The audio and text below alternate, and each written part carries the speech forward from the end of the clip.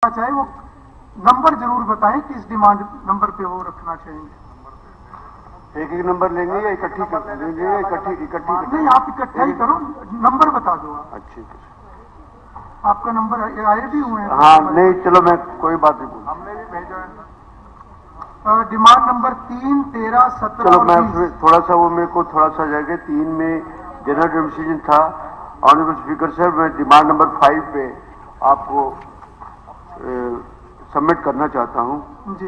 ऐसे कि हमारे यहाँ ना एक इंफॉर्मेशन कमिश्नर है और राइट टू इंफॉर्मेशन एक्ट एक बहुत बड़ा प्रजातंत्र का बहुत बड़ा हिस्सा है।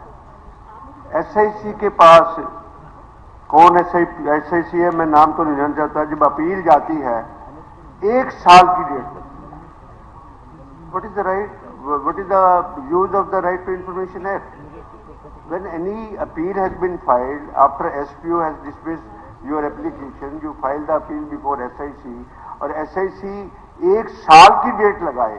These are the documents I can produce before the honorable speaker। क्या ये सप्लीमेंट्री डिमांड से संबंधित है? आप पॉलिसी की या रूल्स की बात कर रहे हैं? It's not a policy, it's a working we can discuss। ऐसे सर मैं थोड़ी सबमिट थोड़ा सा इसके ऊपर रहेंगे तो ज्यादा अच्छा है डॉक्टर साहब। जी ऐसे है जी बत्रा जी, आप इस पे रहें तो नहीं आप ऐसे कि सभी चीज कॉपी बुक साइज से नहीं होता। आप इस बात के लिए जब मैं उसको पढ़ने लगूंगा तो नियम मैं भी पढ़ सबसे ज्यादा नियम मैं भी पढ़ देता हूँ, नियम मैं भी पढ़ता हूँ। ऑनरेबल स्पीकर सर, आपने 201 पढ़ दिया और 200 क्या कहता है जी? Supplementary addition excess and exceptional grants and vote of credit shall be regulated by the same procedure as is applicable in the case of the demand for grants। जिस time demand for grants budget के साथ आती हैं, जो procedure उस समय applicable होता है वही प्रोसीजर इस समय भी एप्लीकेबल होगा। बातें डिपार्टमेंट की वर्किंग के बारे में नहीं बताएंगे। हम सरकार की पॉलिसी नहीं, हम सरकार की पॉलिसी को भी क्रिटिसाइज नहीं कर रहे, हम तो सरकार की वर्किंग के बारे में बोल सकते हैं। We are spending the money, we are giving to information commission के ऊपर पैसे खर्च हो रहे हैं, उनको हम पैसे दे रहे हैं, गवर्नमेंट एक्सचेंज से पैसा जा रहा है और वहां पर इंफॉर्मेशन कमीशन बैठ के एक साल की डेट देगा तो उस इंफॉर्मेशन कमीशन का फायदा क्या है? इस देर सो डिपेंडेंसी एंड फिर जो वैल्यूएबल राइट एक्रू हुआ है एक आदमी के फेवर में। मेरे कहने का मतलब है कि इस तरह की प्रथा नहीं होनी चाहिए कि साल बाद तो सारा पर्पस ही डिफीट हो जाएगा। दिस इज माई से। आप साहब जी और भी डिमांड है, फिर डिमांड नंबर पे बोलूंगा। नहीं आप बोलिए ना, आप नंबर ले लो, दैट विल बेटर। आप एक 5 पे कोई बोलना चाहते हो, आप नंबर 7 में पास होते जाएंगे जी। जो नहीं बोला वो पास हो जाएगी जी। आप जिस डिमांड पे बोलना चाहते हैं बोल दीजिए प्लीज, आप बोल दीजिए। हाँ जी, कॉन्टिन्यूस आप बोलिए, अपने कॉन्टिन्यूटी में बोलिए। ठीक है जी। डिमांड 13 है ऑनरेबल स्पीकर सर जी।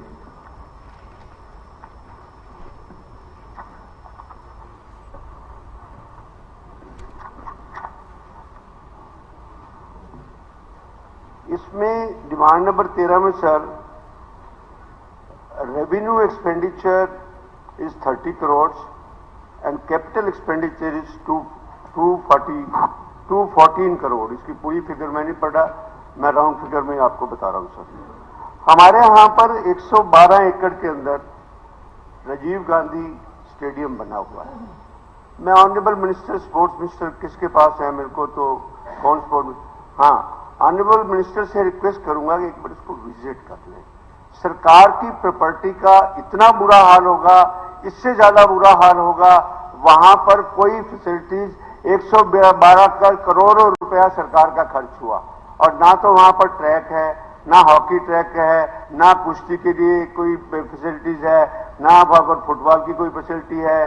क्रिकेट स्टेडियम वहां पर बना हुआ है, नाम का बना हुआ है। एक पोर्शन हमने साई को दिया हुआ है, वो थोड़ा सा बॉक्सिंग का मेंटेन है। बाकी इतना पैसा खर्च होने के बाद जब इतने प्लेयर्स पैदा होते हैं, इतने सब कुछ है, हम अपने स्पोर्ट्स स्टेडियम को भी मेंटेन नहीं कर सकते और इतना रेवेन्यू एक्सपेंडिचर कर रहे हैं कुछ लिए। इसलिए मेरी रिक्वेस्ट मंत्री जी से है कि एक बार स्पेशल रोहतक जाके और मेरे को बुला लेंगे तो आपकी मेहरबानी होगी। वैसे बुलाने का रिवाज है नहीं एक्चुअली इस तरह का, पर आप कम से कम विजिट करके और एक बार उसकी दशा देख ले और एक वैल्यूएबल प्रॉपर्टी है, एक बड़ी जबरदस्त व्यू है, उसका सुधार होना चाहिए। 112 एकड़ जो बना हुआ है कि घास जमा हुआ है कुछ, चलो इतनी बात मैंने कह दी कि उसकी हालत अच्छी नहीं है, ये मैं कह। उसके बाद सर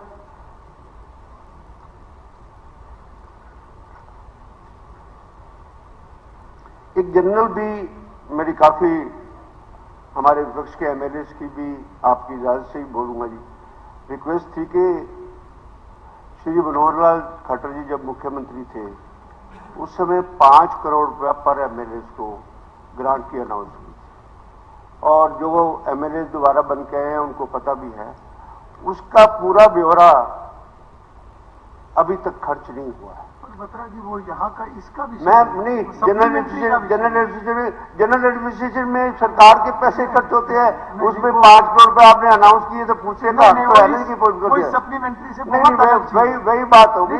इतनी देर में मैं खत्म कर दूंगा, इतनी देर में मैं खत्म कर दूंगा। मान्य अध्यक्ष जी, वैसे तो ये विषय नहीं है इसका, परंतु फिर भी मैं बत्रा जी के ध्यान में लगाना चाहता हूं, क्योंकि हमने काम मांगा था, अभी सभी विधायक अपने काम दे दें और उसकी एवज दिए हुआ जी बहुत पुराने दिए हुए सर, अभी आए नहीं, बहुत पुराने दिए हुए हैं, जो बहुत विधायकों के रह गए नहीं हुए ना, और वो जो मान्य अध्यक्ष जी कहा वो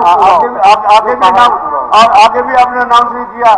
हमेशा इससे बढ़िया तो मनोहर लाल खट्टर जी अनाउंस करते थे, आपने आगे वेंगी 2024-2025 का आपने बिल्कुल पेंडिंग खत्म, उस टाइम अनाउंस हुआ था, आप मुख्यमंत्री नहीं थे, उन्होंने क्या 23-24-25 के लिए हमारे से कुछ मांगा ही नहीं गया, लेटर आ गया कि नहीं चुनाव आ गया, ये कुछ है। तो स्पीकर साहब आपसे रिक्वेस्ट है, मेरे इसका इंटरेस्ट है 2024-25 का आज हाउस में अनाउंस करने की बात अश्योर किया है, ठीक है, उन्होंने अश्योर किया है सप्लीमेंट्री के अलावा वो अलग से भी आप लोग हाँ, इसी प्रकार पीडब्ल्यूडी डिपार्टमेंट ने 25 करोड़ भी अनाउंस किया था पर कॉन्स्टिट्यूंसी, वो भी पीडब्ल्यूडी मंत्री सड़कों के लिए, उसकी भी व्यवस्था बता दे, सब कुछ कर दे तो अच्छा होगा सर। और की बात नहीं, यही मौका था हमारे पास बोलने का सर, उस टाइम भी आप 5 मिनट के लिए नहीं बोले तो फिर फायदा क्या होगा। ठीक है बत्रा जी। उसके बाद जी डिमांड नंबर 20 है सर, आखिरी डिमांड है जी sir, demand number 20।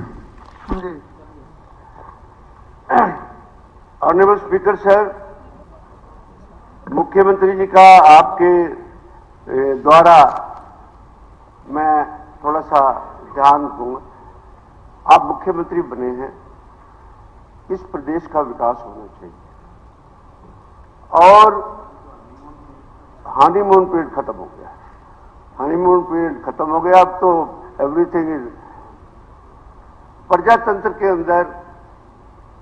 Honourable speaker sir, मुख्यमंत्री जी, प्रत्येक व्यक्ति को 4 चीजों की आवश्यकता जरूर होती है। पहला, स्टेट का लॉ एंड ऑर्डर ठीक होना चाहिए, मैं डिमांड पे आऊंगा सर, डिमांड पे आऊंगा। दूसरा, प्रदेश के प्रत्येक व्यक्ति को पीने का पानी मिलना चाहिए। तीसरा, सीवरेज व्यवस्था ठीक होनी चाहिए। चौथा, सफाई व्यवस्था ठीक होनी चाहिए।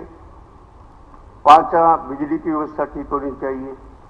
ये चीजें हमारे को कॉन्स्टिट्यूशन में हक दिया गया है भारत के प्रत्येक नागरिक को। मैं मुख्यमंत्री जी से कहूंगा कि सारे काम छोड़ के, कोई इतने लंबे चौड़े इंफ्रास्ट्रक्चर की जरूरत नहीं है, कोई अस्पतालों की जरूरत नहीं है, ये सारी फैसिलिटीज आप सब लोगों को दे दो, आपका लोग एहसान मानेंगे कि ये एक साफ शहर बन गया है, सब कुछ शहर बन गया है, सबसे अच्छा प्रांत बन गया है। मैं अपनी जहां तक समस्या नहीं, 2 साल हो गए आदरणीय मुख्यमंत्री जी, आपके माध्यम से कह रहा हूं जी कि हमारे रोहतक के अंदर पानी गंदा आता है, पानी की समस्या का समाधान नहीं हो रहा है, हम कह के तंग हो चुके हैं।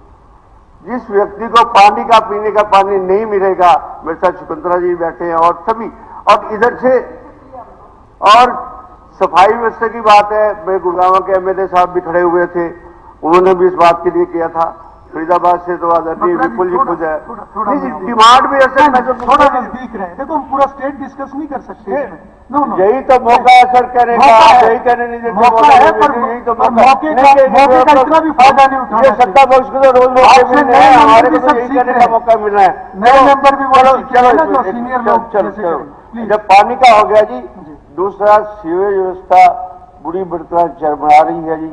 और अब मैं पर्टिकुलर एक एक बात तो कहूंगा, या कुछ है इसी हाउस के अंदर हम सवाल उठाते हैं, सप्लीमेंट्री में सवाल होते हैं, उसका समाधान निकलता है, सबको निकलता है। हमारे वहां पर मार्गधाम रोड है, मार्गधाम रोड पे हमेशा ही व्यापारी तंग है, हमेशा ही सीवेज का पानी बहता रहता है। तो आप पे बहुत बड़ी जिम्मेदारी है, आप आदरणीय विपुल गोयल जी, कि अगर आप शहरों को सुंदर कराएंगे, शहरों को सारी व्यवस्था कराएंगे, तो हम आपको अच्छे मंत्री की संज्ञा जरूर देंगे, आपका धन्यवाद भी कहेंगे इस बात के लिए। तो आफ्ताब अहमद। अध्यक्ष महोदय, जो आफ्ताब जी कौन कौन सी डिमांड पे बोलेंगे आप? आफ्ताब जी कौन कौन? बहुत इंपॉर्टेंट बात है, एक सेकंड सिर्फ, 10, 12, 14, 17, 20। एक सेकंड सर। जी जी प्लीज। हमारे रोहतक के अंदर, मंत्री जी, रोहतक के अंदर 1 साल हो गया कूड़ा उठाने के लिए, सड़क की सफाई के लिए there is no arrangement. 49 crore का एक टेंडर हुआ, वो टेंडर होके कहीं 13 दिन का टेंडर कर दिया, वो टेंडर 21 दिन का होना चाहिए था। टेंडर को हाई पावर परचेज कमेटी ने उसको अप्रूव नहीं किया। लोग कोर्ट में, जो सक्सेसफुल बिडर था वो कोर्ट के अंदर चला गया। 1 साल हो गया, सरकार उसका फैसला नहीं करवा सकी। ए को दो, बी को दो, सी को दो, 1 साल से शहर की सड़कों की सफाई नहीं हो रही है, गंद वहां पर पड़ा है, गंद को जलाया जाता है, सब कुछ है। और मैं स्पीकर सर 2 तारीख लगी हुई है, now I am being compelled कि मैं 2 तारीख को खुद पार्टी बनूंगा हाईकोर्ट में जाके इस बात के लिए आप करिए। 1 साल तक जिस कॉन्ट्रैक्ट 49 करोड़ की सफाई को शहर में सफाई नहीं होगी, उस शहर का क्या हाल होगा, इस बात के लिए चलिए। तो अध्यक्ष जी, जो माननीय विधायक जी ने जो क्वेश्चंस उठाए हैं, चाहे सफाई की व्यवस्था है, चाहे सीवरेज की व्यवस्था है, उसका रिव्यू चल रहा है। और मैं खुद रोहतक आऊंगा और विधायक जी को वहां पर बुलाऊंगा, इनवाइट करूंगा, उसका डिटेल निरीक्षण करके जल्द से जल्द उसका समाधान करेंगे। श्री आफ्ताब अहमद। सर, मैं